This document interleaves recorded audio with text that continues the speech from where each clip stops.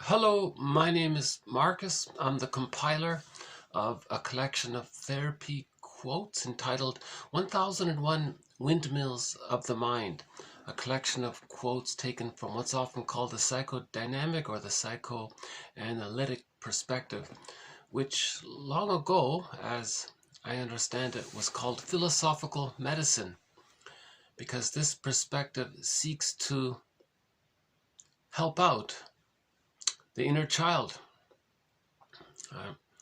to heal memories, to add, to give some constructive augmentation or support to our inner child,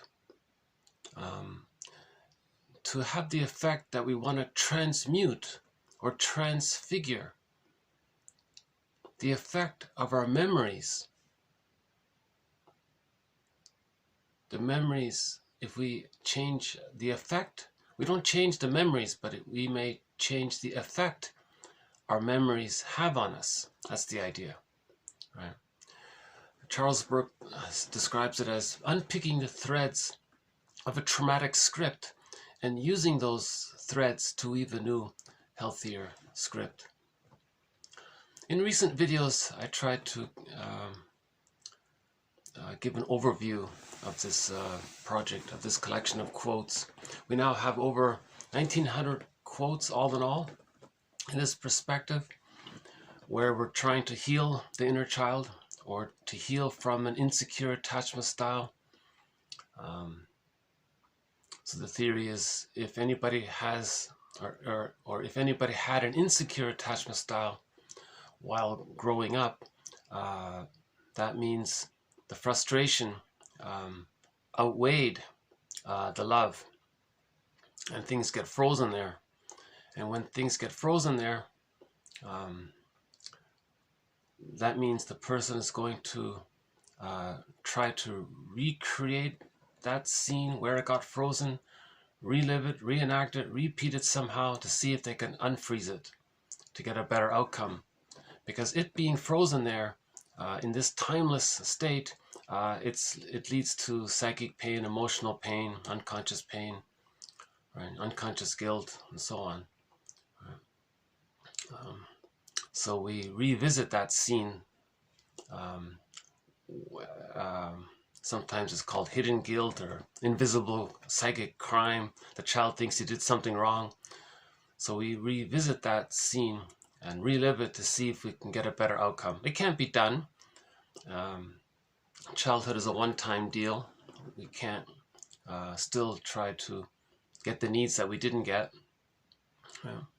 So either we repeat and don't remember like Sisyphus, and that's dysfunctional to ourselves and to others, or we notice it by observing our behavior, our repetition compulsion, our projections.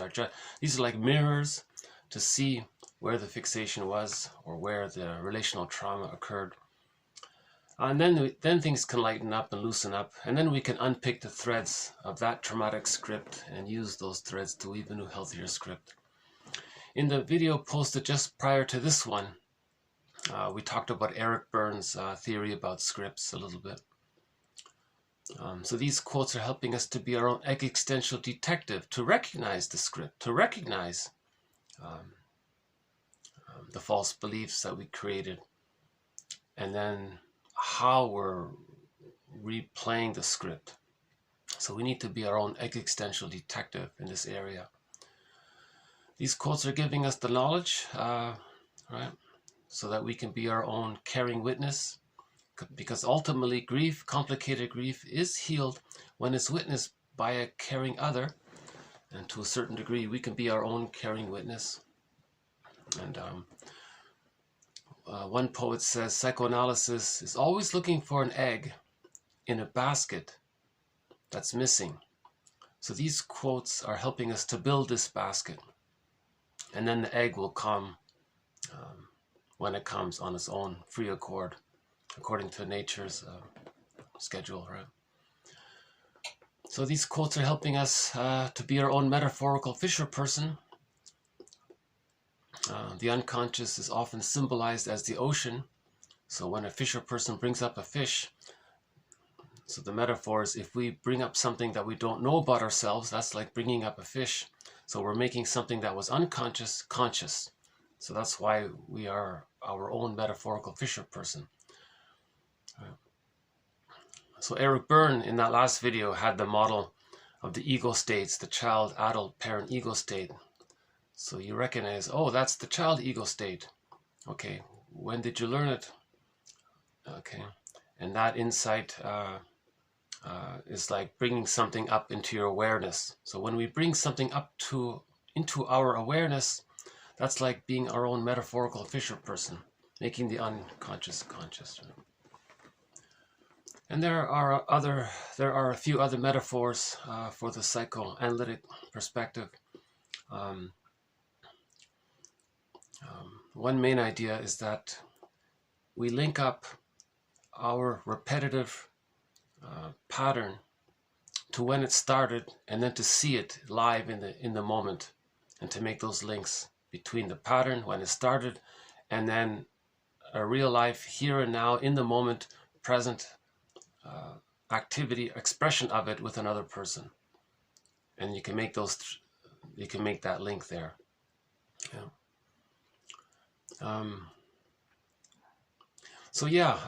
These quotes discuss over 30 topics or themes or threads that run throughout the series. In this video here, actually this video is going to be a redo of an earlier video. Some of my videos got lost in space in the upload. I've had some tech issues, so I'm sort of backtracking a bit to redo this one here. This is 17 therapy quote number, so TQ number 1742 to 1762. So we're now into the 1900s. I just want to go back and redo this one that got lost. And then after this video, I'll pick up where we left off in the 1900s. This video actually was just a general assortment of loose quotes. So why don't we just run through them? I think some of them are not bad. Like Robert Bly says, 30% of what you're going to hear is wrong. It's up to you to figure out which 30%. Robert Bly also says, forgive psychology for its jargon. Just forgive it. It's an approximation. So Melanie Klein says we live in two worlds. The vertical, meaning the intrapsychic world. There's this internal theater that's made up of our memories. So if there's a lot of traumatic memories, we have a very active internal theater, internal world that resembles a myth or a fairy tale. It's timeless there. And of course we live in the horizontal, the present, interpersonal, here and now world.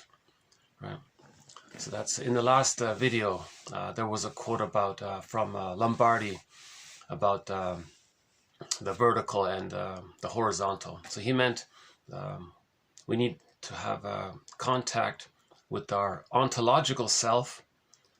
So there's the me, what you put on your resume, and how do you feel about that? That's your ontological self. So that's the vertical, and your relationship to yourself, and how your life force and emotions are within. So you and within, that's sort of the vertical, and then your interpersonal, that's sort of the horizontal. If there's too much going on within, that means we're going to distort how we see the present. We're going to project what's within into the present because we're trying to get that better outcome. And that's why it can be dysfunctional. If it's too painful, we're projecting too much. If it's more peaceful in there, we can relax and enjoy the present in the horizontal. Our main mentors in this series are Melanie Klein. She's pretty much considered, I guess, the founder of object relations theory to a certain degree. Anyways, it's Melanie Klein. She's key. William Fairbairn. He talks about the endopsychic structure, this internal theater. Margaret Mahler. her theory about the development towards psychological birth. She says that that the psychological birth of the baby doesn't automatically appear with the biological birth. There's a gap there. So from biological birth to the age of 3, there's this process that the child goes through, and there are sub-phases. If the child has enough love, he can go through those sub-phases, and by the age of 3, he achieves the psychological birth, meaning I'm okay, you're okay. He achieves differentiation, himself as a person, the other as a person, right? And he has access to his own real self, and so on. That's the psychological birth. But if he's too frightened, he's clinging to the mother, waiting for her love. So the basic idea is that the child needs love and trust to know himself. If he doesn't get it, he's stuck there waiting for it. So he doesn't achieve the psychological birth. That's called an insecure attachment style. And this insecure attachment style, there are different forms of it. So the first sub-phase is symbiosis. That's like an extended womb for the first 4 to 5 months, sometimes called the psychological egg. And his needs to be met in the first 5 months automatically, just as when he was in the actual physical uterus womb, his needs got automatically met. In the extended womb, that's meant to continue. Now, if the baby doesn't enter into this psychological egg or womb, or if he is prematurely ejected out of it, right, that can lead to a variety of personality patterns, right? So we've talked about those personality patterns throughout this series. If the child does manage to enter into a fusion with the mother, but it's negative and he can't get out, there's another set of personality patterns based on the negative bond with the mother. Because if the child does have a symbiosis with the mother, it needs to be positive for the child to differentiate. He needs to feel safe to leave her. Now, if he is bonded to her, but it's always negative, he may even become just like the mother and he's stuck to himself, meaning that's called identification with the aggressor. The mother's rejecting, he can't take it, he becomes her, so he and his mother are fused, they're one there. So that leads to a variety of personality patterns, this phenomena. The main one being the narcissistic pattern comes from there.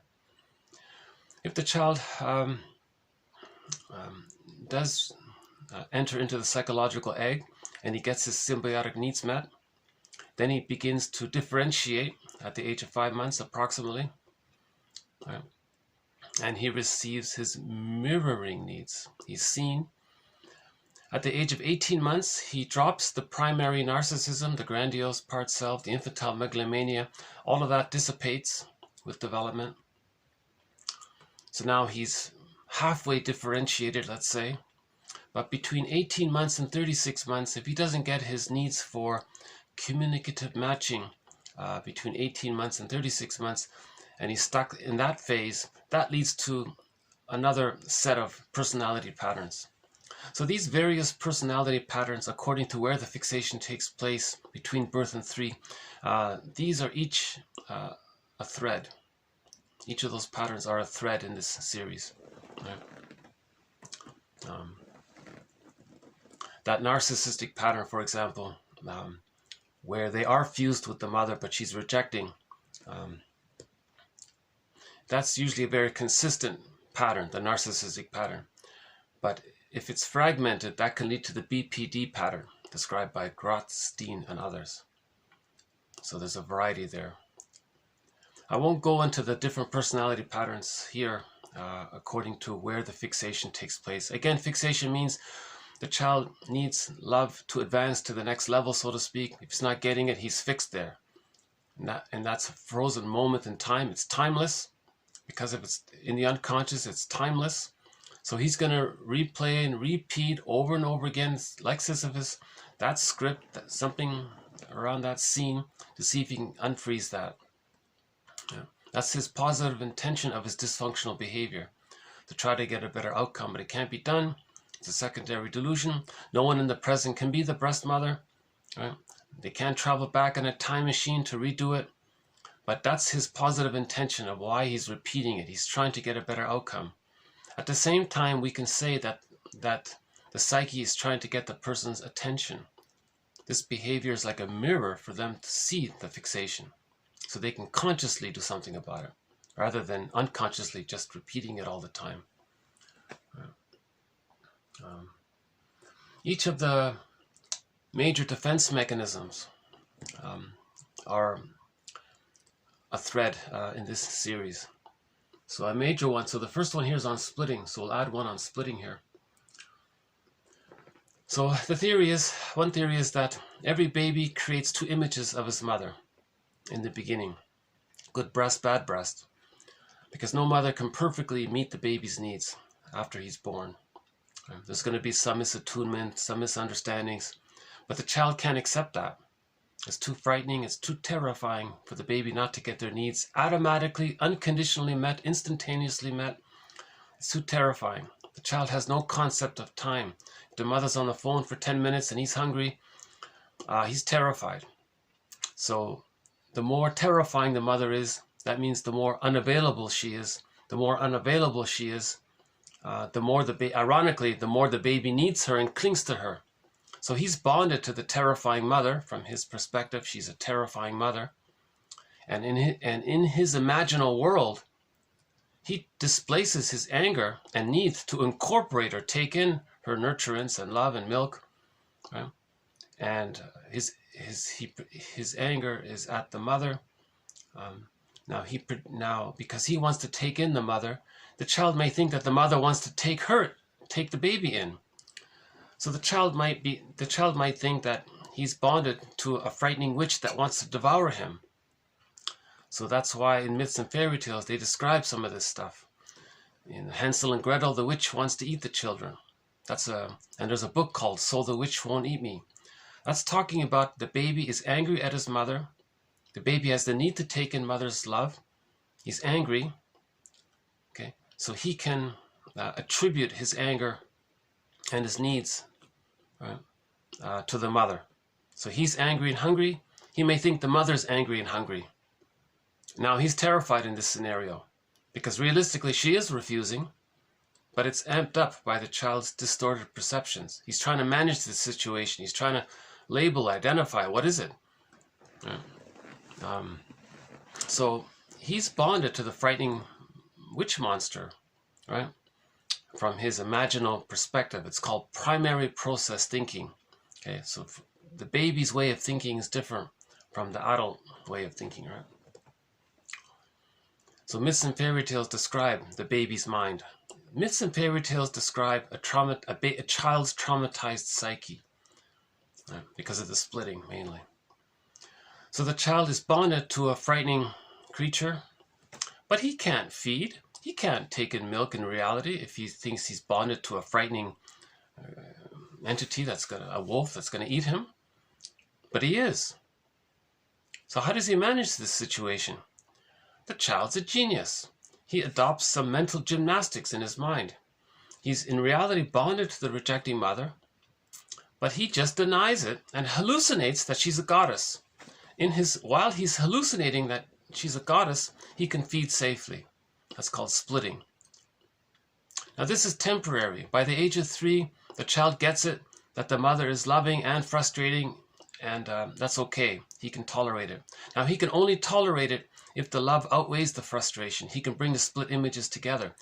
But here's the key. If the mother is consistently misattuned, using the bottle and the schedule, makes the baby cry themselves to sleep, and it does all these horrible things, the baby has to continue to use splitting. Now, if he continues to use splitting, that means he continues to be bonded to the frightening mother, which he denies. Now, splitting causes a lot of problems. If he identifies with the aggressor, okay, the child thinks the mother rejected him. If he identifies with the aggressor, later on, he's going to do to others what his mother did to him to communicate what his mother did to him. Right? And because of the fusion, he thinks that when he's negative towards others, he thinks others were negative towards him because he's fused there. And then he's stuck like this. That's the negative pattern, right? Negative.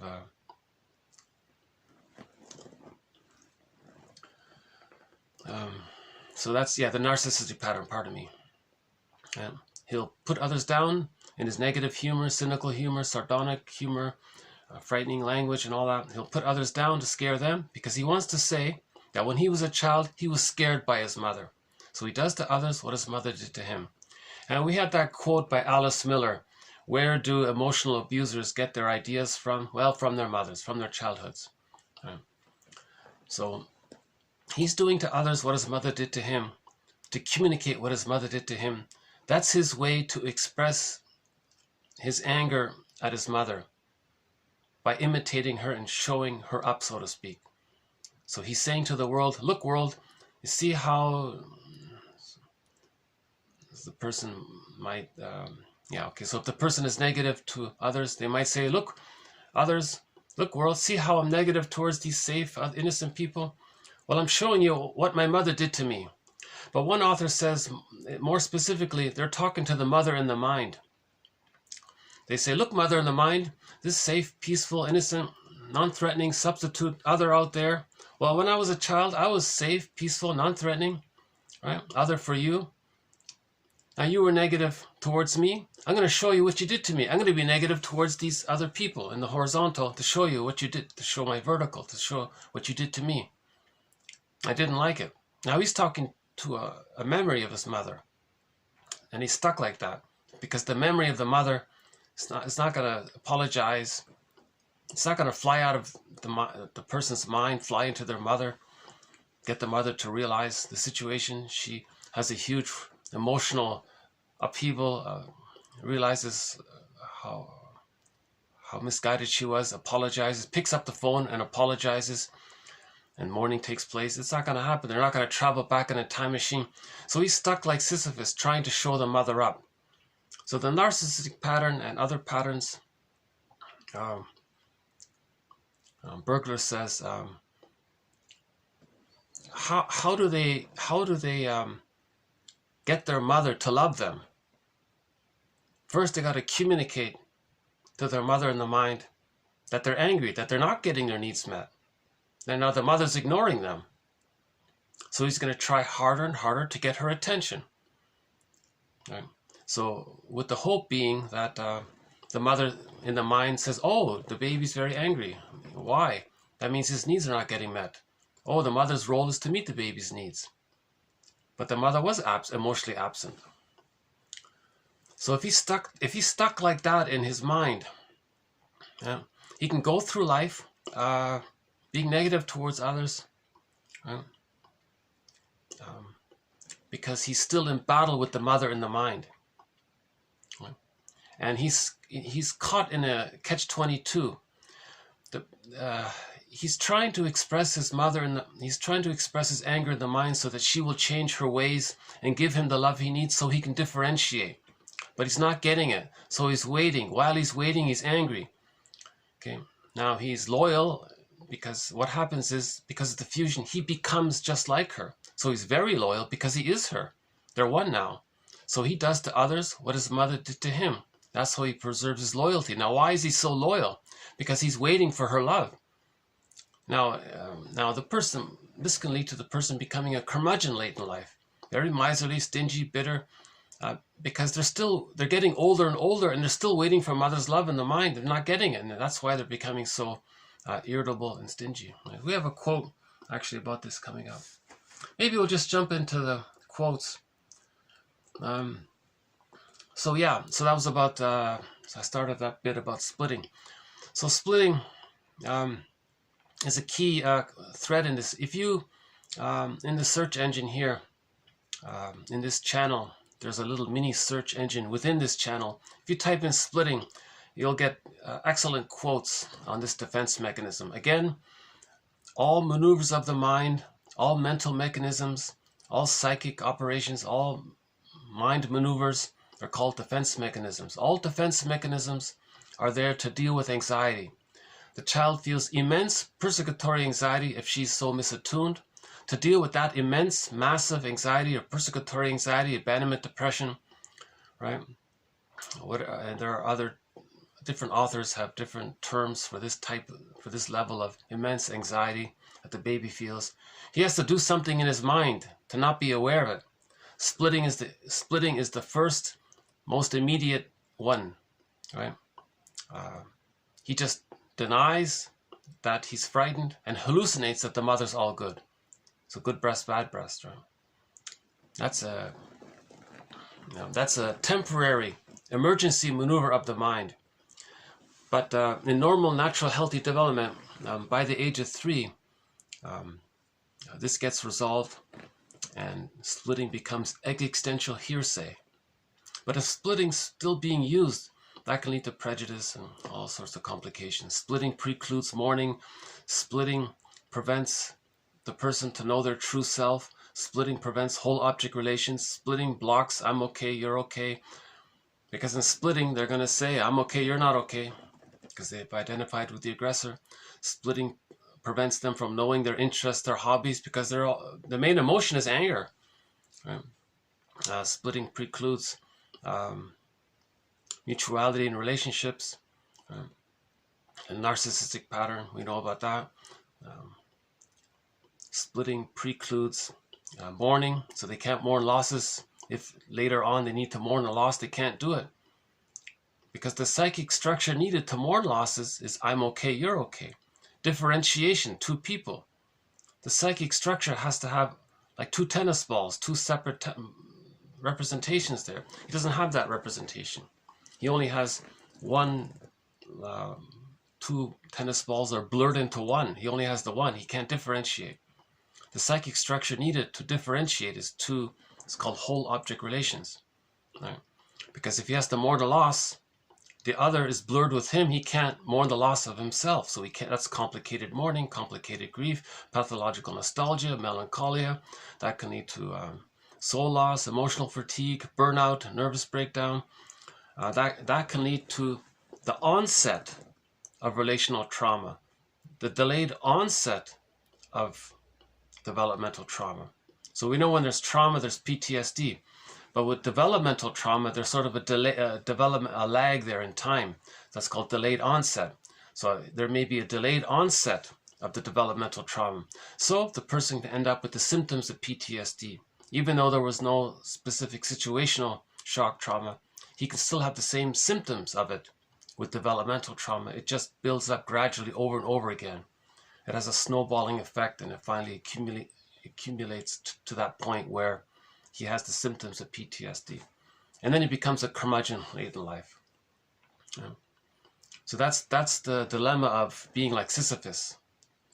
You see, actually that Sisyphus image, rolling the ball up and rolling the stone up and down, it has a snowballing effect. There's a sort of a slight overlap there with the snowballing effect and the Sisyphus image rolling up the boulder up and down all the time.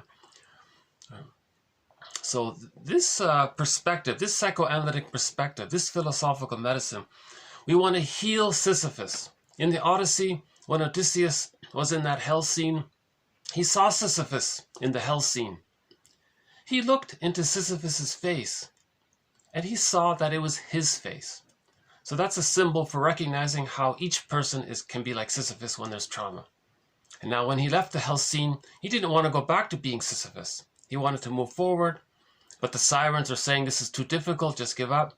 He resisted the sirens, right? He tied himself to the mast, put wax in the ears, so he moved forward, right? So this, okay, so splitting is a key concept here. I've spent a lot of time on splitting, so we'll add just one more quote. Ogden actually provides some excellent quotes on splitting, so here's one more from Ogden on splitting. Okay, TQ 1742, splitting allows the infant or the baby to feed safely and to love, and to desire and hate safely. Okay? Because with splitting, it's like 2 different people there, right? They don't think the mother. So Solani explains it. David Solani, in his book Fairbairn's Object Relations Theory, a good book, by the way. So again, this series is based on Masterson's formulation called Developmental Object Relations Theory. And Solani is a part of that. He explains some of that in his book. Solani's metaphor is that the baby thinks that there's two people. When he hallucinates that he's nursing with the good mother, with the goddess, that's one person. He has no concept that in actuality he's bonded to the demon in his mind, right? The frightening, right? So goddess and demon. So that means, so Lanny's metaphor is that the person thinks they're just separate people. He doesn't get that they're the same person. The mother is the same person who's loving the baby and frustrating the baby, but the baby can't handle that ambivalence. It's too much. It's too much for the baby's mind to get their head around this idea that the one, because every baby's born with original trust, original faith. They have this immense original trust when they're born, original faith.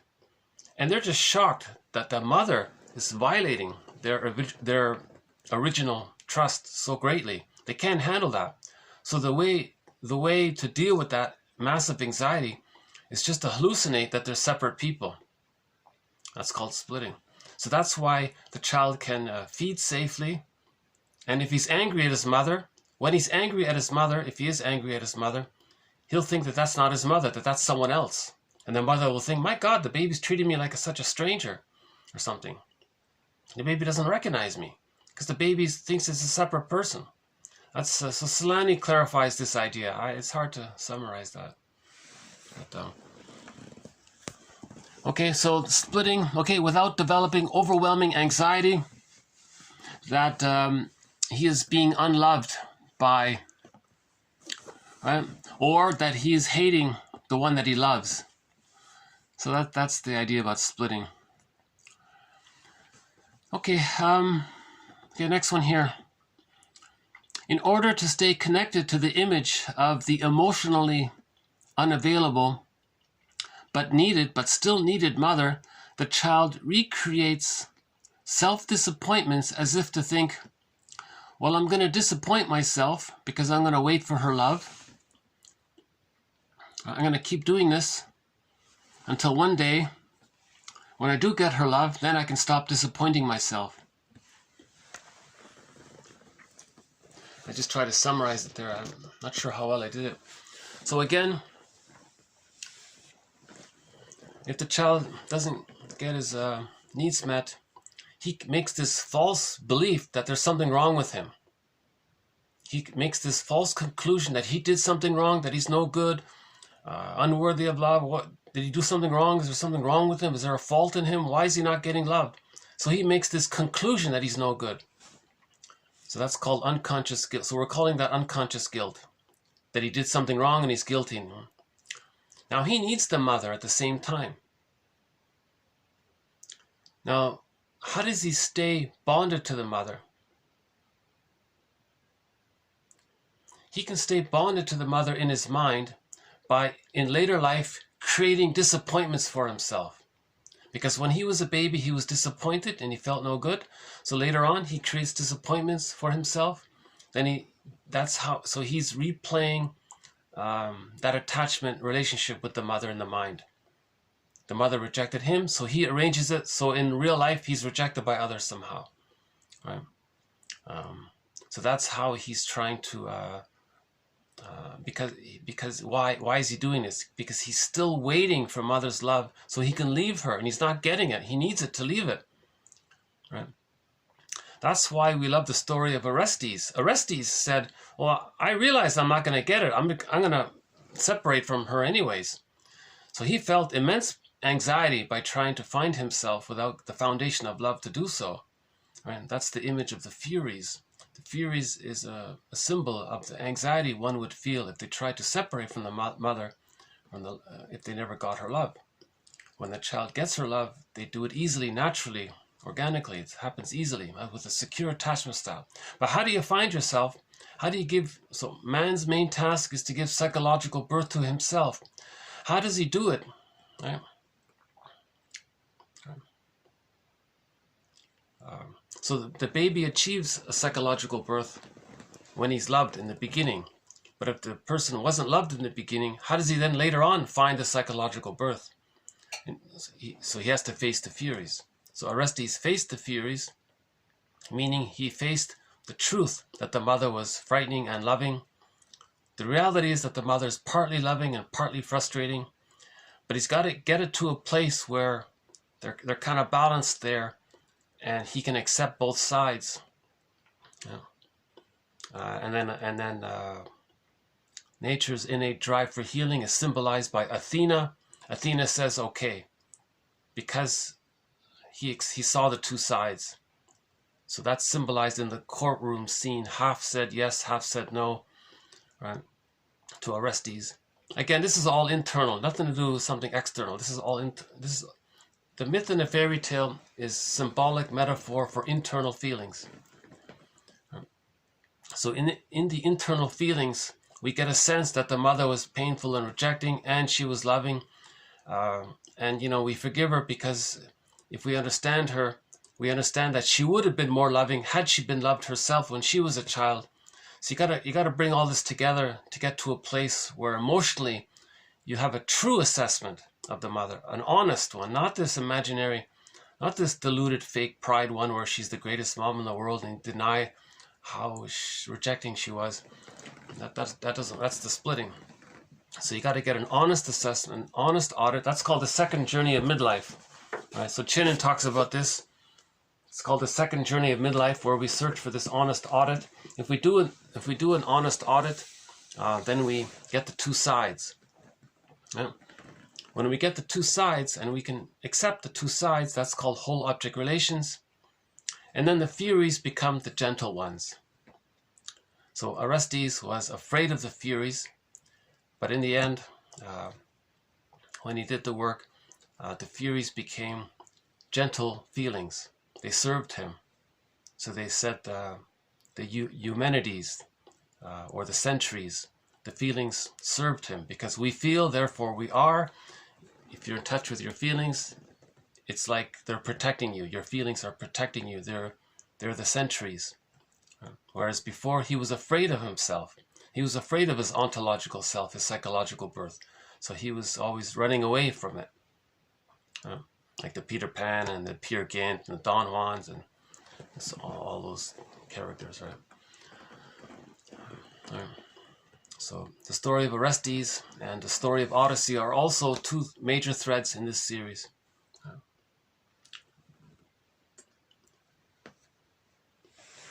Okay, let's do the next one here. So if the child, one defense mechanism around an insecure attachment style is called hypomania. We don't really use that phrase much, but he came across it. This one author here found it. He said the client's manic defense or hypomania is his way to cope with unconscious guilt. Right? So to not be aware of the Furies, a person might become hyper busy, workaholic, these kinds of things, right? Emotional eating. So there are hundreds of ways to distract ourselves from the original memory. Okay, next one here. All the sacrifices these children have made with a view to living up to their parents' expectations have been in vain. In response and out of hurt and anger, they pattern their behavior after their parents in order to make them look like failures. Okay, again, showing up the mother. So Bergler calls this, so Eric Berne calls it one of the life scripts. Life scripts, he calls it, life plan or life script, life plan or something. Bergler calls it the grand design in his book, Curable and Incurable Neurotics. He talks about this thing called the grand design. Means he's going to imitate the parent, show the world how bad the parent was. So if the person is negative in the world, that's a statement of the mother in their mind. They're saying to the world, look world, look what mother did to me. And he thinks that's his way to punish his mother, to embarrass the mother, to show her up. Thinking that if the mother was found out by the child's behavior, right? He thinks, haha, now I'm getting some justice. Now people are going to see the truth that the mother was so negative towards me. So he hopes others will recognize how bad the mother was, or how emotionally unavailable she was. We're not blaming her. Ultimately, the goal is to recognize that she was caught or stuck or trapped in her existential net. Because when she herself was a child, maybe she didn't get a secure attachment style. So if she has developmental trauma, relational trauma, a fixation at the rejection level of not getting her symbiotic needs, a fixation at the rejection level of not getting her mirroring needs, a fixation at the rejection level of not getting her secure base and communicative matching needs, right? If she's stuck in there, then she's repeating her situation. Now in her situation, she's in battle with her mind. She's in battle with the mother in her mind. So when the mother has a child herself, she's going to say to her mother in the mind, look, mother in the mind, your grandchild here, I'm going to do to your grandchild what you did to me because I want to show you what you did to me. So she wants to show up the grandmother, her mother. So if the grandchild is problematic, that's the mother's way of communicating to her mother what that mother did to her. That's just one example of it. So if we recognize that the mother was trapped, caught in her attempt to deal with the mother in her mind, then we understand her and we forgive her. So understanding and forgiveness are synonymous. So in this series of quotes, I'm making them sort of synonymous. Understanding and forgiveness are pretty much synonymous. Because we recognize, as one author says, had the mother had a happy childhood and was loved and could play and she smiled and she had her toys and she was creative and she was understood and seen and accepted, and she wasn't used to comfort her parents, she was free to be herself. If she was loved, isn't it natural to assume that if the mother received a lot of love when she was a child, that when she then has a child, that she would extend that love to her children? Isn't that sort of the normal, natural thing that happens? If the mother achieves, I'm okay, you're okay, and then she has a child, she's going to say that she's okay, her child is okay. But if the mother's stuck with, she's not okay and others are okay, or she's okay and others are not, or I'm not okay, you're not okay. If she's stuck with anything other than I'm okay, you're okay, and so she's stuck there. So we understand the mother, we forgive her, then things start to make sense. Then we can reparent ourselves. But first we have to understand that we need to reparent ourselves. So this collection of quotes is helping us to reparent ourselves, right? These quotes won't give us the psychological birth, but they give you the knowledge, the foundation that can prepare for it, right, so to speak. Okay, so that's just another quote about how we unconsciously express, how we're unconsciously trying to show up the mother, right, by imitating her. Okay, next one here. The client's struggle with the internalized mother, or the mother in the mind, will go on no matter where she is or moves to. Yeah, so this is the mystery about psychic fusion. If the guy, let's say the son becomes a Peer Gynt or a Don Juan type, and he moves to another city or country, he's still psychologically bonded to the mother in the mind, even though physically they're miles apart. So he's still going to, if he's the Peer Gynt type or the Don or a womanizer type, he's still going to entice others and reject them, because he wants to communicate that when he was a child, he felt enticed by his mother and was rejected by his mother. So he entices the Don Juan and attracts others and then rejects them. Right? Now, women can do the same thing. Women can, in the last video with Eric Byrne, the female version, it's called the puella. So the puer, right? Eternal youth, can't grow up, Peter Pan, Peer Gynt, that's the puer. There's the female version called puella. The puella they love attracting, taunting, exciting, or giving hope to the guy, and then rejecting them, okay? Because she's repeating What happened to her when she was in relation to her mother? Okay. So that's what they're talking about here. It has nothing to do with physical distance. This is all about how the relationship with the memories affect our interpersonal relation. So if the vertical is traumatic, it influences our horizontal. The next one here. Oh yeah, from Sarno. We did a few quotes from Sarno already, so we'll do one more here. Quote. Somebody asked him. He's a medical doctor, by the way. Somebody asked him, "How do you advise people to get in touch with their inner selves, with their inner child? How do we heal the vertical?"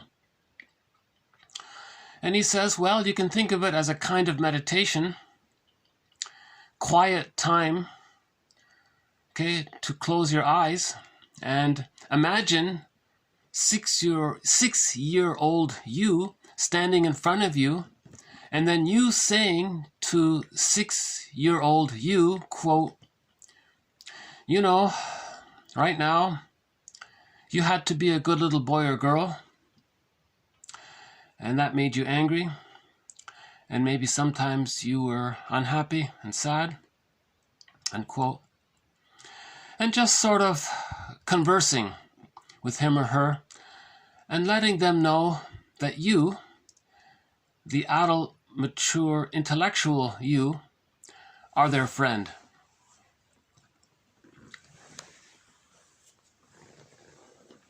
So this was the idea that we want to have a relationship with our inner child. Okay, so we've done 3 videos on Sarno's work, so I won't summarize it here. But Sarno, ironically, made a huge contribution to the psychoanalytic perspective with his books about back pain and all that. He says that over 90%, in his opinion, over 90% of all, I think he said 99% actually, the vast majority of physical symptoms, okay, physical symptoms are a compromise between the person's unconscious wishes related to their fears around those wishes. And blended together in their combination, they manifest this inner conflict between the wish and the fear manifests in the body in the form of a symptom. So the physical symptom reveals the inner conflict, but it also conceals it. It points to it. That's why he says if you have a physical symptom, that's showing you there's unconscious pain, unconscious guilt, right? That your original trust was broken. And that symptom is expressing that. And he says most symptoms boil down to anger around this, and the body bears the burden now. So may I refer you to those 3 videos done by Sarno. Okay, next one here. Okay, what's transference? Another key concept here, transference. By projecting onto the therapist positive or negative feelings toward key people in one's life, usually the parents or the siblings, the client comes to understand those complicated relationships. So that's a shorthand way of saying it.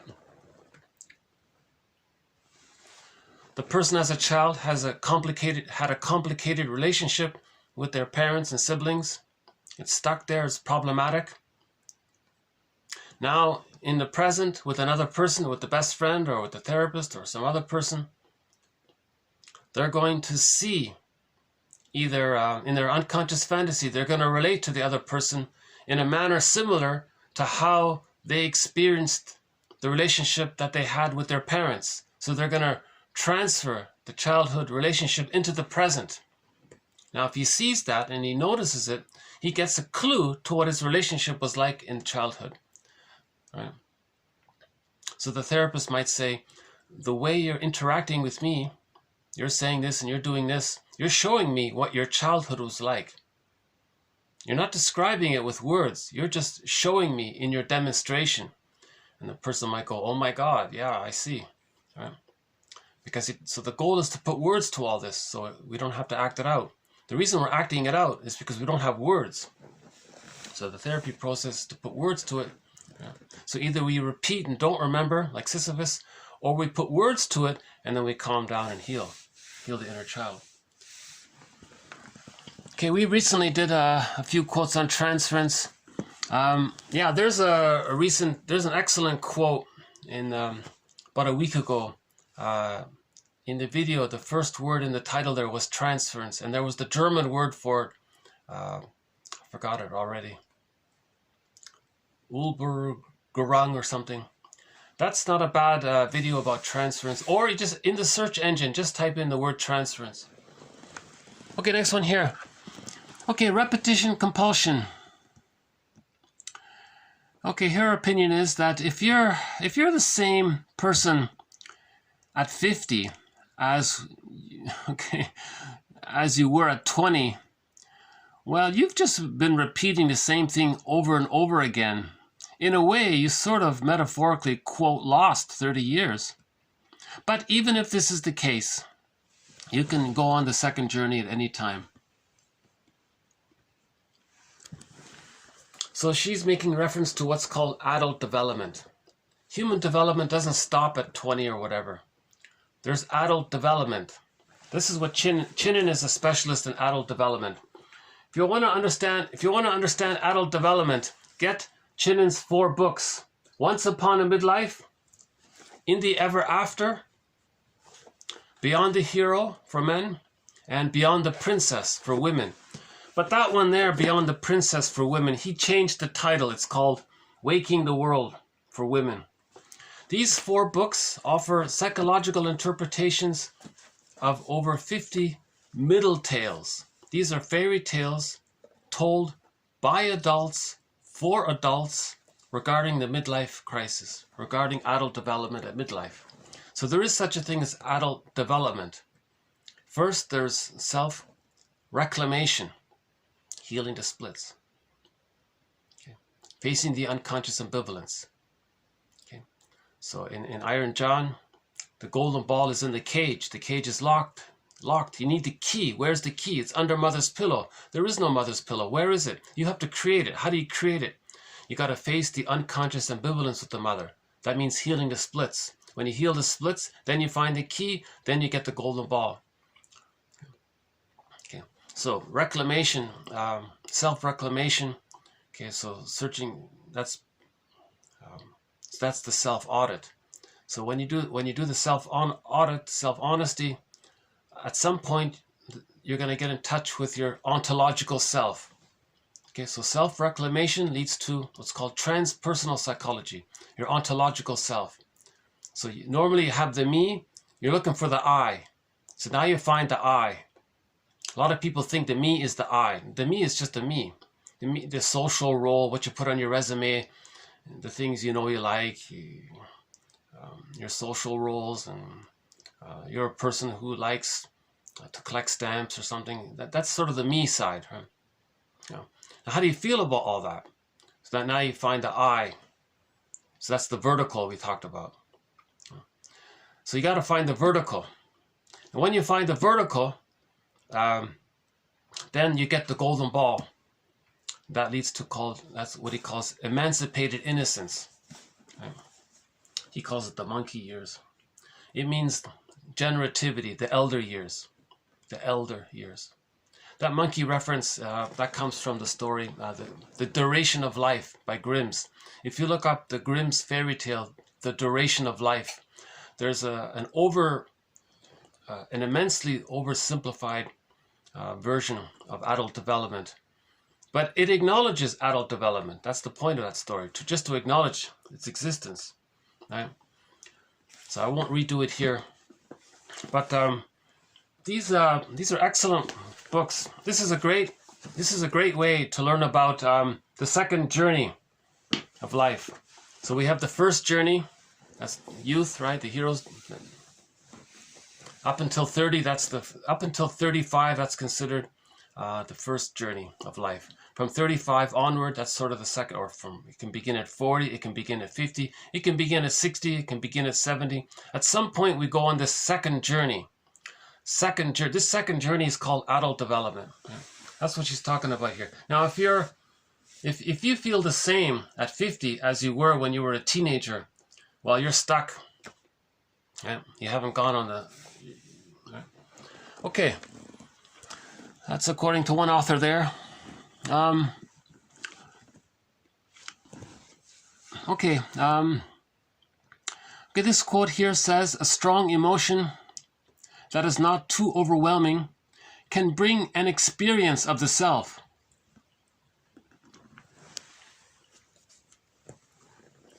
So we talked about the movie Inside Out, that Disney film Inside Out. When the emotions got repressed, so the characters' joy and sadness got put into the unconscious, that's repression. Okay, that story of them going to that Alice in Wonderland, fantastical, magical world, that's the unconscious. So it's lost. So joy and sadness, they were lost in that world, right? Now, if you can feel some of that, that's an experience of the self. If you don't feel some of that, and all you fear is the stress anxiety of the fight and flight, or the disgust, right? So on the console, in the conscious, you're aware of stress and fear and fight. So you got the sensations of being triggered, so the emotions are divided. You have the biological side of the emotions, the fight and the flight and the disgust, those three characters in that movie. Then you got more the psychological feeling emotions, but it's repressed, you see. But at the end of the movie, joy and sadness, they got up. They joined the other one. They joined the person. So he became a person again, right? He was saved, right? That's a good movie, by the way, Inside Out. Okay, next quote here. Okay, this is about separation individuation. So we'll just do a quick one here. If you identify with your mother in a positive way, okay, then you have an easier time separating from her. Now we're talking about honestly. If you honestly identify with your mother in a positive way, you felt her love, not her manipulation, not her brainwashing, not her emotional blackmail, none of this stuff. Okay, then you can separate from her. You need the love to separate from her. You need the trust and genuine love from the mother to separate from her. Okay, if you deny that you're anything like her by rejecting her, identifying with her in a negative way, okay, so now that's called identification with the aggressor. Now you're fused with her. Now you're in the tar pit of a negative symbiosis with her because she was more frustrating than loving and you became her. That means you prolong your attachment to her and halt the process of separation. You see? So whether you're consciously angry at her or unconsciously angry at your mother, you prolong your bond to her. Okay? A positive separation requires two understandings on your part. Number one, you got to get to a place where you believe your mother loved you or would have loved you for the person you were. Okay, so she would have if she could have, or she realistically did love you as a person in your own right, or she would have if she could have. Okay, number two, that she accepts your move to separate from her. Okay, so you need the experience where the mother is okay with you becoming psychologically autonomous. Okay, if you don't have that sense, that the mother accepts the child's psychological autonomy, if you don't have that feeling or sense, that means the mother is using the child to meet her needs. So Sarno calls that that the mother expects the child to be perfect and good for her. That's called perfectionism and goodism, he says. If the child has the idea that his role or her role is to please the mother, he can't separate from her. And sometimes the mother rewards regression but punishes the child's autonomy. The child needs to see that when he looks or when she looks into their mother's eyes, that the mother has this attitude, oh my God, child is a unique person. That's all right. I get it now. They're going to be themselves. Wow, that's interesting and exciting. They're going to be a unique expression, nature's greatest miracle, and they're okay with that. They don't say, wait a minute, if this child is going to be autonomous, I'm going to be abandoned, I'm going to be alone, they're not going to need me, I better fix this, right? So then they terrorize the child to make them dependent on her. So the child needs to see that the mother is okay with them becoming autonomous. Okay, so this is called the electric complex. If the daughter, for example, cannot get this blessing, that means she has the electric complex. Keep in mind, at the same time, while you're dealing with your separation issues, so is your mother. Okay, so if the daughter cannot separate, that's because the mother didn't separate. So the mother's dealing with her separation issues. This is related to this next quote here. Okay, basic trust is the earliest and most formative stage. It produces feelings of acceptance and security that makes gradual separation from the mother possible. It makes possible the infant's task of forging a separate identity. Okay, so that summarizes it there. The baby needs the basic trust to separate and individuate. You see? Okay, next one here. So related to adult development. Okay, giving up anger at our mother, giving up, okay, the repetition, the script, the traumatic script, and even adolescent ideas. Okay, resolving these areas, okay, baby rage, little girl patterns, and adolescent ideas, and ideas and ideals. These are the marks of the beginning of adulthood. Okay.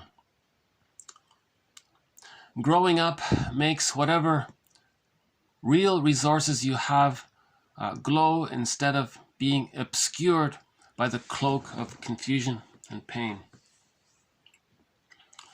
When you know in your heart that your childhood history needn't repeat itself. Okay, that's a good one, right? When you know in your heart that your childhood history needn't repeat itself. Oh, that's a good one. Let's say it again.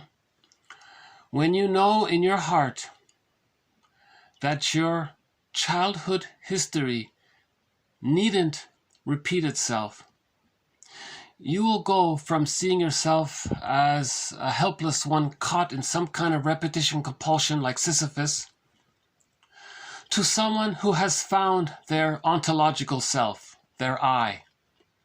Okay? When you're connected to your ontological self, the I in your life, it means, for example, looking at your hurt under your anger, okay, that's vertical, the neediness under any kind of inflation or narcissism, the shame underneath your narcissism, the inferiority complex and the shame underneath the superficial superiority complex. Okay, the shame under the machismo, in other words. Being able to identify your basic insecurities and how they drive your actions. Okay, that's not a bad little quote right there from someone named, a self-help author named Sonia Friedman. She was a popular self-help author back in the 80s or something. That's not a bad quote, yeah. So when you can make, in other words, make I statements. Make I statements. If something happens, it reminds you of something in your childhood. Okay, so refer to that. Say that to your friend. That thing you just said, that was a trigger. It reminded me that when I was a child, I had this need for trust and safety with my father. It didn't get met, and I felt scared. And these emotions are brought up now by what you said. So I felt scared back then. Okay. Now that I'm sharing this with you, friend, how are you hearing it? And you might say, okay, yeah, thanks for sharing. I'm glad to be a caring witness for that. I can relate to that, and I won't say it again, or whatever. So an I statement in this 1001 Windmills of the Mind. So far, I've just been using Marshall Rosenberg's rendition of the I statement. It's called OFNR, an acronym, OFNR. Observation for the present, that's the trigger. FN, feelings and needs for the past. And then you zoom back in the present for the request, the R. OFNR. So O in the present, F in the N, that's in the past, and the R back in the present. Okay, so the O is the observation. Brings up memories of what needs you had as a child and the feelings that came out when you didn't get those needs. Okay, that's the past. And then you talk about the present. What kind of request do you have of your friend after sharing your I statement? Yeah.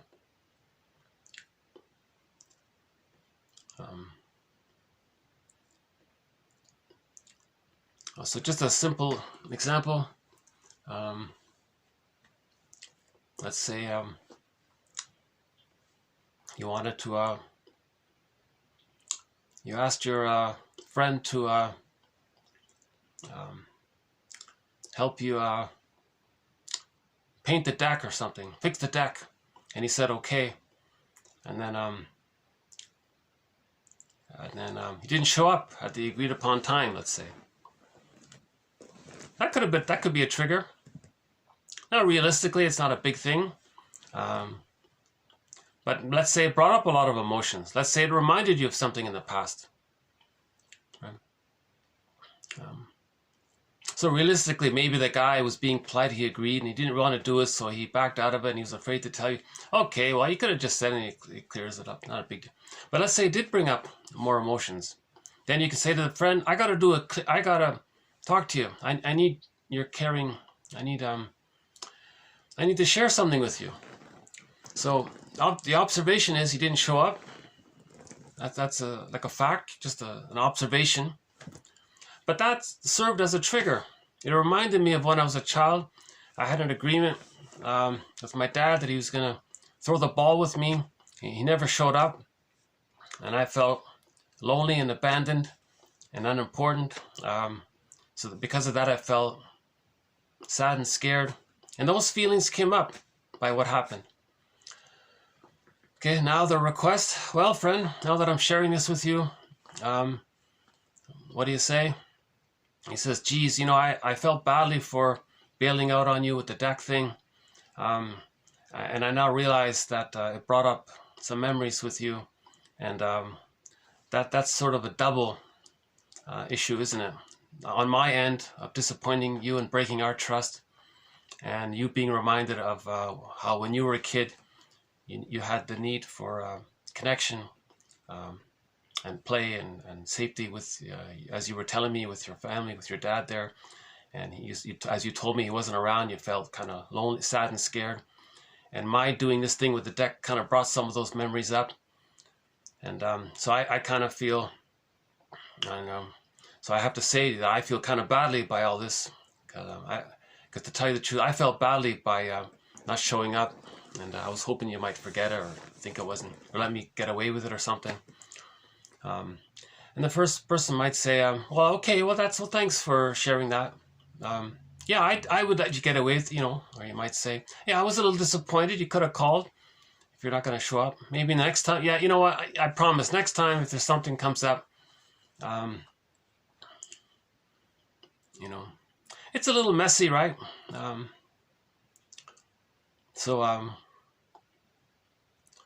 Now maybe the person who didn't show up to help the person fix the deck, maybe he can make an I statement. To tell you the truth, maybe this is an opportunity for me to make an I statement. When you asked me to fix the deck and I just impulsively agreed, I think I felt triggered. That's why I didn't show up. Okay, go on, I'm listening.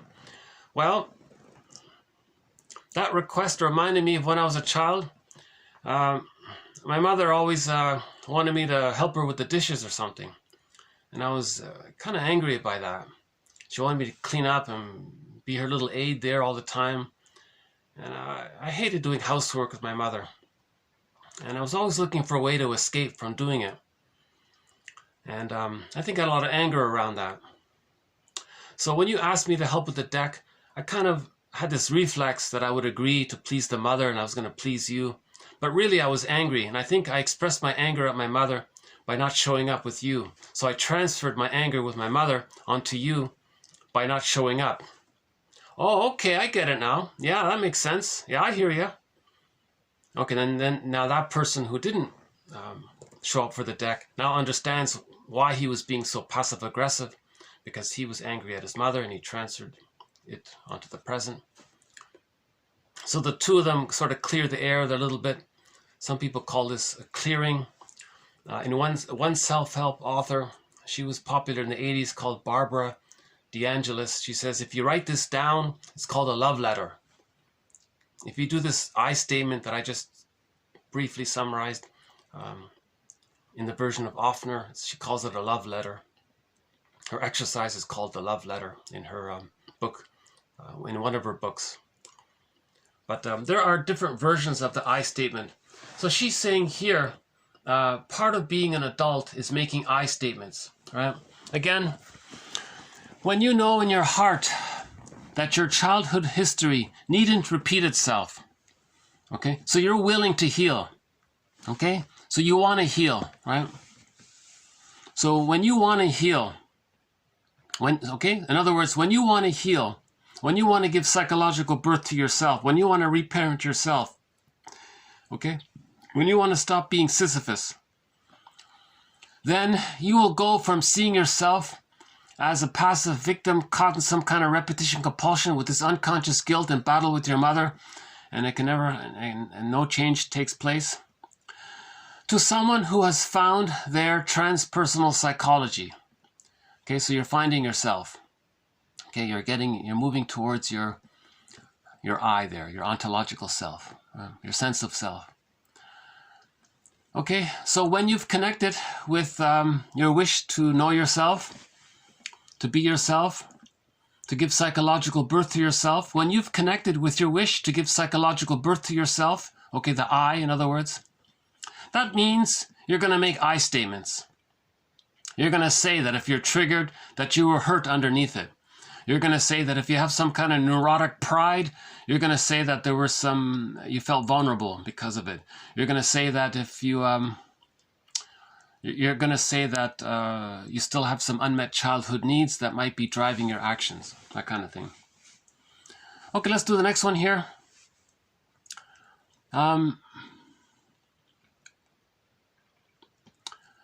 Okay, the next one here. This one here talks about writers. So a little change of topic here. So if you're going to write a novel, she said, she's talking about what's normal. Well, if you're going to write a novel, your characters and your story are, quote, normal if they touch universal chords. Okay, meaning psychological motifs. Now, what are these psychological motifs? What are these universal chords? Okay, that's why you read myths and fairy tales. Myths and fairy tales, the motifs, the mythological motifs and the fairy tale motifs are symbolic of psychological motifs. Now, these psychological motifs are universal chords. That's what he means there.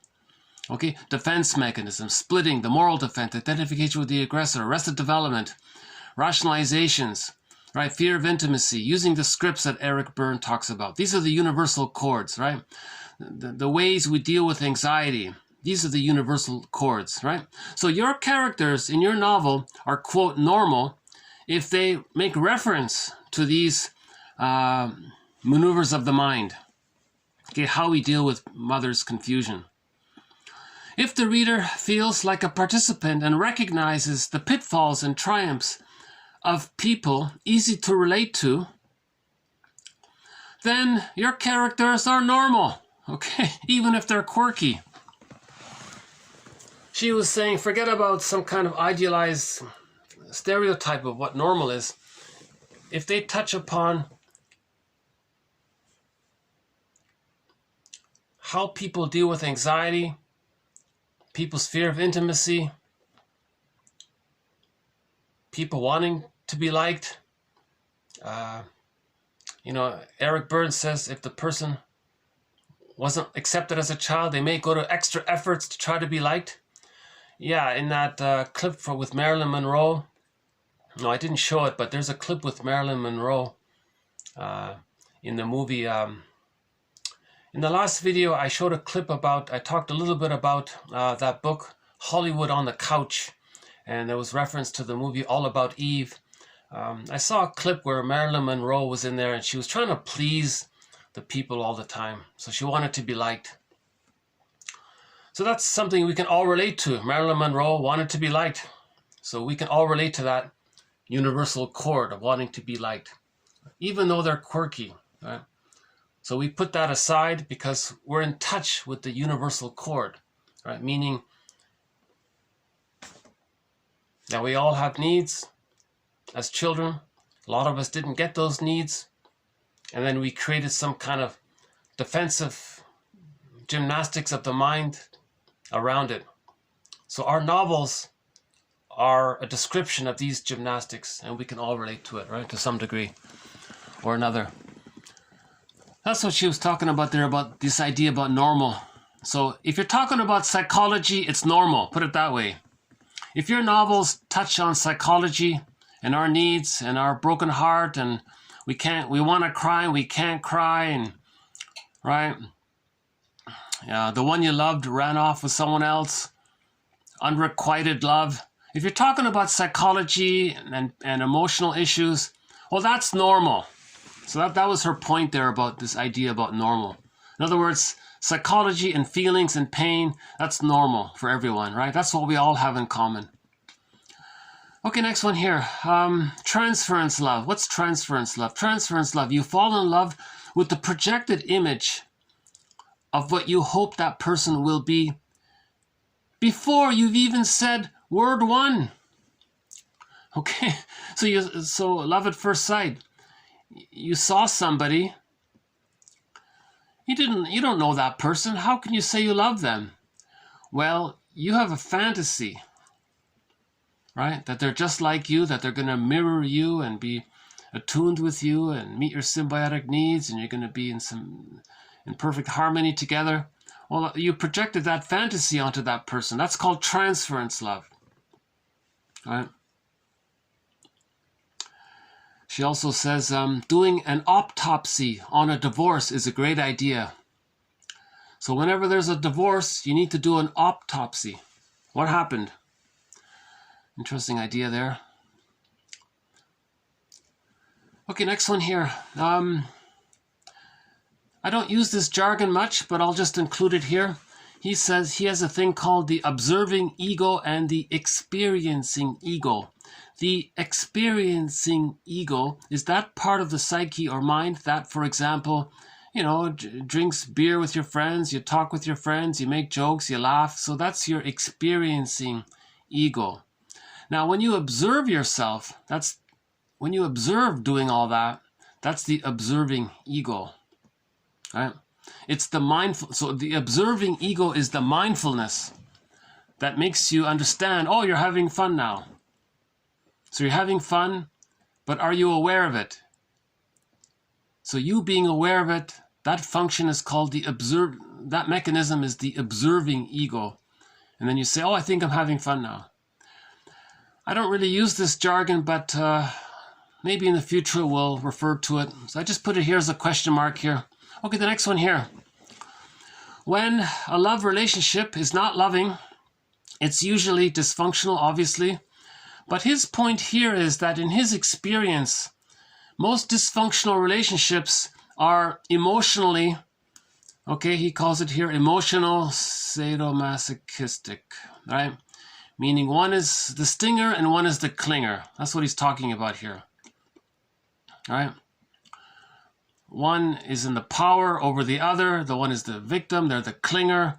So that's the emotional masochistic point. And the other one is the stinger. That's the narcissistic one. They're getting pleasure, putting the other down. So this quote would be a good add-on to our thread on, we have a thread on the stinger and the clinger.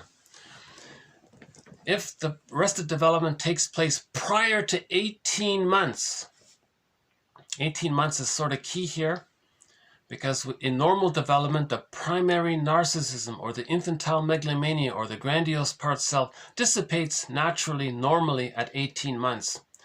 But if the child is traumatized and he loses his true self prior to 18 months, what does he have left? He only has left that primary narcissism. It's called taking refuge in the grandiose part self. Right? So trauma prior to 18 months, he lost his true self. He identified with the aggressor. Okay, that's called the stinger. Okay, so the baby thought that the mother was in the one-up position over him.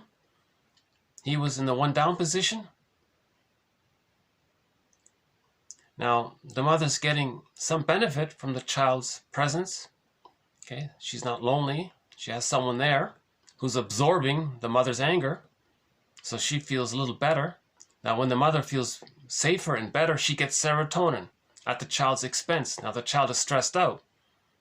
He's in the one-down position, but that puts her in the one-up position. So in the biology of things, in the mammalian brain's point of view, when someone feels safer, the person gets serotonin. Okay, so her psychology is not giving her serotonin. She's just operating from a more fear-based right? So that's the narcissistic pattern. Right? So they get serotonin by putting others down, because when they were a child, they were put down by the mother. They identify with the mother and they put others down, because that's how the mother got serotonin. So later in life, they put others down to get serotonin because they are the mother. They're imitating the mother. Now, the codependent partner doesn't do that. They still hold on to, they still have original trust, original faith. So they think they still have hope. So even though the partner's putting them down, they still have hope. And they're stuck there, meaning they're still holding on to that hope. But the partner doesn't care. They're going to put them down and they still have hope. So the clinger looks like the emotional masochist. Why is he still taking this negative treatment from the partner? Because they still have so much hope. They're still holding on to that natural trust, which is right. The person with the narcissistic pattern gave up on it. They don't care about it. It's not dissipated. The stinger, their main emotions are power, control, hate, greed, envy, spite, vindictiveness, and schadenfreude. That's it, pretty much. That's their main repertoire. Now, the clinger has love and gratitude to some degree. They have care and concern and a wish to help. They have a lot of that. Right? But they're still childish about it. So if the clinger and the stinger get married, there's a book by, I forgot their, Lear, what's his name? Lear and 3 authors, I forgot their names. 3 authors wrote a book just specifically on this one point, that all dysfunctional relationships are a study in emotional, what he's saying here.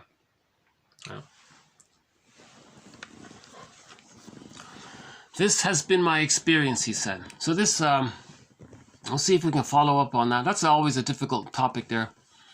Okay, a lot of quote on the schizoid, our thread on the schizoid pattern. The typical schizoid dilemma has been defined as a desperate need for love combined with an equally desperate fear of close involvement. Okay, so that's just another way of saying it. The schizoid dilemma is they have a need for love.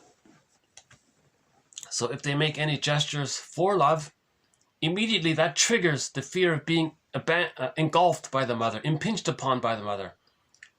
They had a very demanding, controlling mother. So that reminds them of that. So then they back off emotionally. But when they back off emotionally, they think they're going to be abandoned completely and be totally alone. So they have fears of abandonment. Now, as a defense against that, they're going to step closer. But when they step closer, now they have this new fear of being engulfed. So as a defense against that fear, they're going to step back. Then immediately that triggers the fear of being, and so on. So they're moving back and forth all the time. So emotionally, they never settle in anywhere. They're never close with anyone, for sure.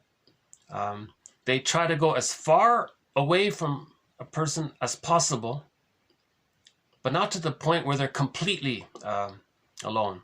So a lot of schizoids have fantasy relationships with people. They might even, they might be married, but they'll ignore the partner, and they might have fantasy relationships with people in their novels or something, because that's safe. If they have a love relationship with a fictional character in a novel, that's safe. But to have a love relationship with their spouse, so they've arranged it. They've made some arrangement like that, let's say. So they're exploiting the codependent partner, maybe. Maybe the wife agrees to that because when she was a child, the mother was emotionally unavailable. So they marry an emotionally unavailable person because it's familiar and they want to master that trauma. Now, after a time, they're going to get fed up and leave. Or not. Who knows? Anyways, I won't talk too much about the schizoid. A good book to read is Masterson talks about the Schizoid Dilemma in some of his books. One of his students, Ralph Klein, wrote a book about it. So if you look up Ralph Klein in relation to James Masterson, he elaborates on the Schizoid Dilemma.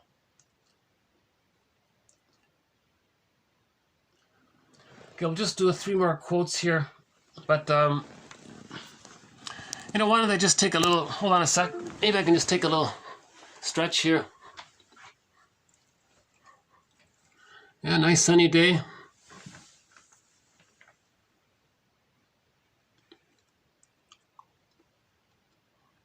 Hopefully you can see it. Sometimes it whites out when I don't show the outside. What about the west side? Hold on a sec. Let's try the west.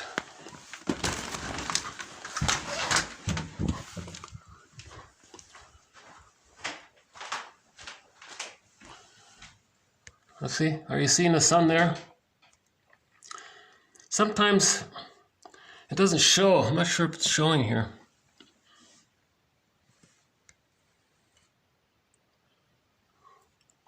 Well, if you're not seeing, sorry about it. It's all snow outside. Okay. How about here? Does it show here?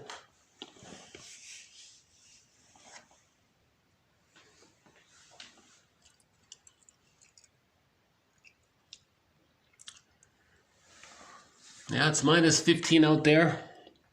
With the wind chill, it's maybe minus 25 or something.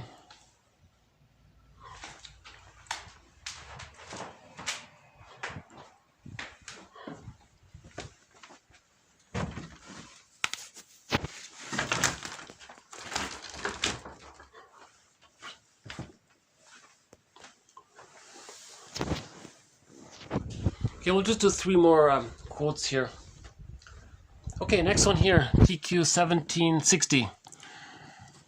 The poet seeks to recognize the universal in people. Okay, there we go. That's a good one. The poet seeks to recognize the universal in people. You see, that's why a lot of people say that poets are really therapists, because they're looking for the universal patterns. The most personal is the most universal, they say, right? That's similar to that writing, the one about the writing, right? The poet seeks to recognize the universal in people, right? What do we all have in common, right? One thing that we all have in common, I've mentioned this a couple of times already. Let's dig up the photo here. Hold on a sec. One thing that we all have in common is that we all evolve, according to one theory, we all evolved from this guy. This is meet Homo bodoensis. We all evolved from him. This is us. We are him. We're just the evolved version of him. One theory is that for 1 million years, Homo sapiens, the early version of us, was Homo bodoensis. So we were him. So that's one more universal. Deep inside, we're all Homo bodoensis. And then when he evolved to Homo sapiens, he's more intelligent now. He got the cortex. He moved around. He scattered around. And then people developed different superficial traits because of the weather and the diet and so on. The frills, they call it, right? But we're all, so all Homo sapiens, we're all Homo sapiens. We have some frills because we moved around. But before Homo sapiens, we were all Homo bodoensis. Somewhere in Ethiopia or something like, or in Sudan or something, or in Egypt, just in that area there. And I guess Homo bodoensis, yeah, I don't know the story. Just one theory. But anyways, we're all Homo sapiens. That's for sure. No doubt about that. We're all Homo sapiens. Right? One universal is that Homo sapiens come out of the womb too early. And we need the extended womb. We need to be seen by the mother. We need to feel safe with the mother. That's a universal. All babies have the same universal needs. All Homo sapiens have the same needs.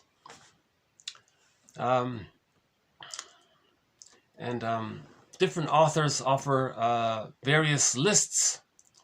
And it's all the same, basically. They're all synonyms for each other. So the human needs and the human feelings, there's a children's dictionary called Emotionary. It's in Spanish, but they translated it into English. It's not too bad, actually. Not great, but it's not too bad. And I thought, that's not too bad. This describes everybody's feelings in a way, right? Emotionary. So we all have an emotionary within. That's one universal, right? We all have an emotionary. And the needs in an area. We all have a dictionary of needs within and a dictionary of emotions within. And everybody has the same. It might be described differently. So the poet seeks to recognize the commonality in people, right? We all want to be loved, right?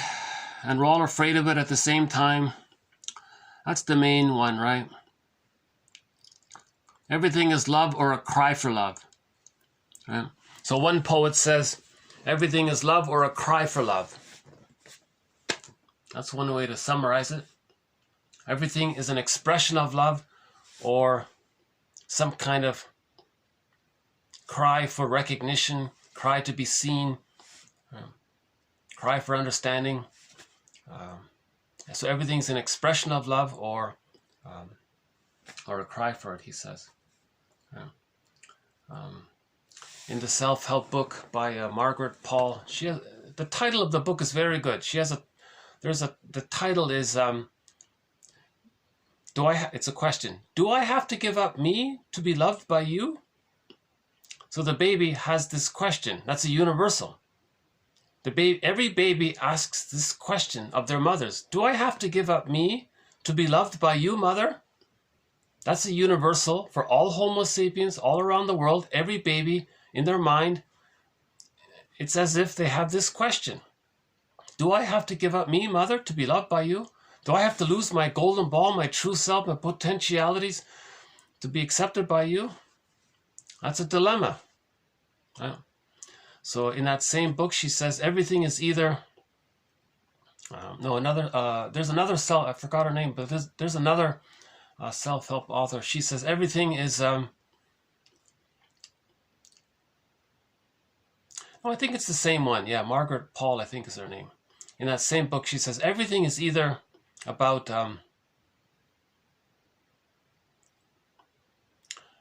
learning, it's another, pardon me, it's another, I forgot the other author, but there's another self-help author who says everything is either, another universal in people is everything is either we're learning or we're judging. Either you're judging or you're, see, the adult mind or the child-parent mind. So Eric Berne has the three ego states, the adult mind, the child mind, and the parent mind. But the parent mind is the child mind that identified with the aggressor. So that's the inner critic. So the inner critic is very angry. It's still the angry child mind. So we got the wounded child mind, the angry child mind called the parent. Then we got the adult ego state. So the child has different forms. So it still fits, right? Everything is either learning, that's the adult mind, yeah, or judging, right? Or criticizing. Right? Okay. Okay, the universals in people. Maybe that's why people like soap. I don't like soap operas personally, but maybe that's why people like soap operas, because there's so much excitement and drama around trusting the person, but then there's the betrayal of the partner, and they found someone else. And we all experienced unrequited love, so that's a universal that we all experienced unrequited love, right? Good stories do not come straight from real experience, but evolve from contemplating an essence of it. Okay, so good stories are not just the superficial narrative, but what's the essence? What's the meaning? What happened in the story? What's the emotionality of the story? Right. When I exposed myself to the truth about myself, good things came out of it. Okay. When I exposed myself to the truth about myself, good things came out of it. Okay. So we have that quote from the comedian, "The truth will upset you free." Okay, next one here. The inquiring, consistent, and calm attitude of the therapist is introjected into the client or by the client, enabling the development of an observing ego that can deal with negative introjects. So his theory here is that if the therapist is an adult, the client can adopt for himself that adult mind that he sees in the therapist and tries to have some of that adult mind for himself. Now he has what's called the therapist introject. If he can internalize his therapist, so to speak, metaphorically, now he has in his mind what's called the therapist introject, a part other representation that supports their healing. Now, if he has this supportive voice, now he's moving towards the ability to heal the splits. The goal is to heal the splits. Right? Okay, I just thought I'd end on a lighter note here. The singer James Brown says, "This is a man's world." And the interviewer there, who is the self-help author at the same time, she says, "Oh, gee, thanks for reminding us of that. Every once in a while we forget." Okay. So I just wanted to sort of end on a humorous note here. Some of these quotes can be... So here's a clip of that one there with James Brown. Apparently he was drunk or something giving this interview here. So this interview, so she's the self-help author. She's also an interviewer. So here's that little clip there with James Brown. This is a man's world. Thanks for reminding us of that. Every once in a while, we forget. We remembered again. I don't know why. I just found that funny. Right? She was a very gracious host about him. He was drunk, by the way, this guy, and she managed to spin it into humor. Man's world. Thanks for reminding us of that. Every once in a while, we forget. We remembered again. He was clever, the singer.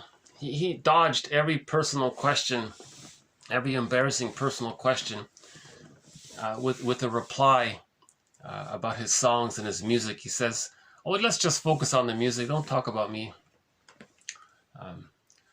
So that interviewer there, Sonia Friedman, she wrote several self-help books in the 80s that were popular. Just before starting this video, before we close here, just a bit of a news item.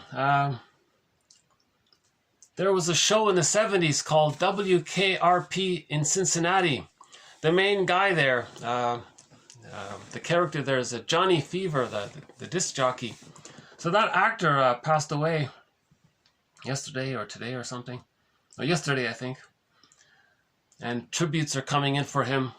I'm going to mention him because he was also the star of another show in the late 80s called Head of the Class. He was a high school teacher. He was a very good teacher in that high school. And in the core collection, I have a quote of the actor from that TV show, Head of Class.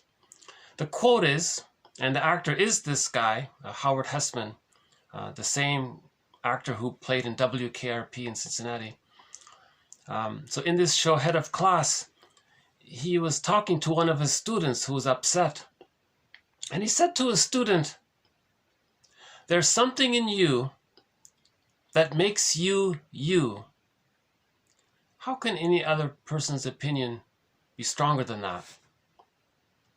And she thought, "Oh, okay." She liked that. I thought, "Oh, that's a pretty good quote." So we have that quote in the core collection somewhere. So TQ1 to 1001, I've been calling that the core collection. And all of these quotes beyond 1001 are sort of the bonus quotes. But I have to say the bonus quotes are just as solid as the quotes in the core collection. So I thought I would just play a scene from the two shows. So he played two shows here. So this is one scene from WKRP. I chose this scene because he's playing a bit of a role. He's playing the role of a father a little bit in this scene here. Yes, he works for a music radio station, and it's owned by a big corporation or something. And a tough woman owns it. Now that tough woman's son is sort of the manager of this radio station that the disc jockey works for. And this son, he's a classic mama's boy. If you want a good example of the mama's boy, he plays it there in this show. And his mother is we might call her the Jocasta style of mothering. So she uses him and devalues him to make herself feel better. So that's why this guy, this mama's boy, could never really be fully himself. A lot of mama's boys, they can be nice people and all that, but they don't find their personal assertion and all that. So here's a scene from it. Now the disc jockey, played by Hessman here, he kind of intervened a little bit. So it was a little helpful there. And this is a common theme in the psychodynamics. If the child is too fused with the mother, they need the father to separate from the mother. So there's a little reference to this here, a slight reference to it here. And in this clip, he makes a joke about mothers. So I thought I'd include it here. Okay, so this is so sort of a funny scene. Sorry about the audio. I'm sure there's... So, you see, it's symbolic as well because the mother profits from the failure of the son's company. She benefits from it. That's symbolic of mothers benefiting from their child being weak and dependent and a loser, so to speak, right? So the mother wants the child to be a loser. It keeps her in a stronger position. This is symbolically replayed in the format of this organization here. Again. See, she probably owns shares in the competitor, so she makes more money. Maybe, and she doesn't care about the son losing, so right, something like that.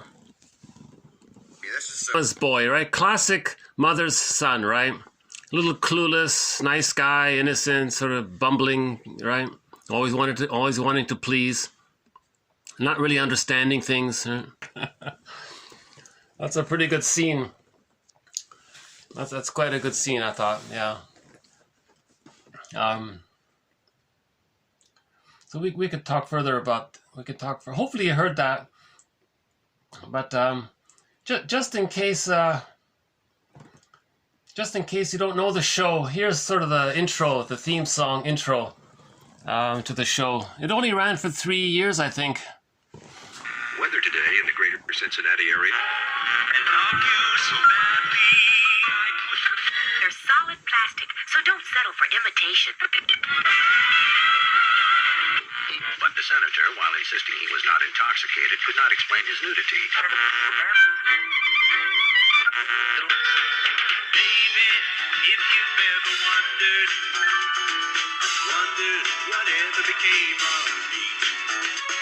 I'm living on the air in Cincinnati, WKRP. Got kind of backpacking and unpacking, town to town, up and down the dial. Maybe you and me were never meant to be. Just maybe think of me once in a while. I'm at WKRP in Cincinnati.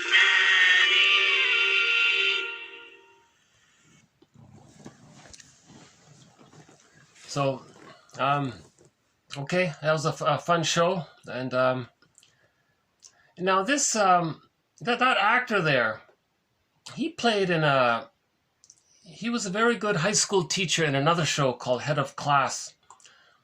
So I'll just here's another clip from that TV show, but it's not so much about him. It's with his student. So there's a clip here with one of his students singing. So I thought this would be a good song to end with. And at the very end of the clip, we can see the teacher clapping at the end for his student. So this is one of his students there in the show Head of Class. Easy to...